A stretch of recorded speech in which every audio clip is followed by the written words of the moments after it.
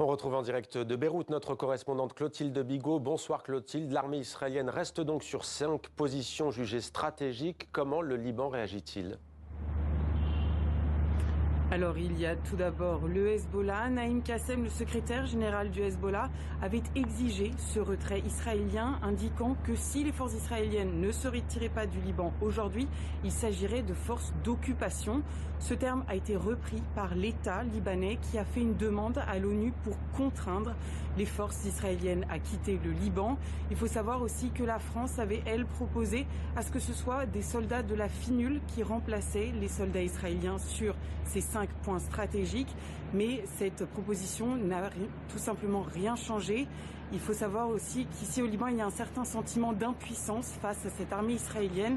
Les Libanais se sentent impuissants face aux décisions de l'armée israélienne et se demandent un petit peu à quoi sert la diplomatie internationale.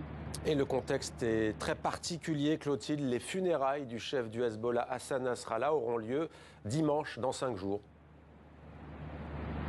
Oui, exactement. Donc Naïm Kassem avait indiqué que ce seront des funérailles populaires, donc des funérailles groupées aussi avec l'ancien secrétaire général du Hezbollah, Hassan Nasrallah, ainsi que son bras droit, Hachem Safieddine.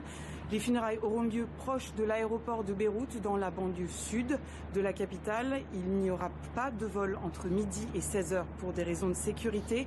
Et on attend énormément de monde. Il y a environ 79 délégations qui ont indiqué venir à ces funérailles, ainsi que des partisans du Hezbollah du monde entier et évidemment des centaines de journalistes.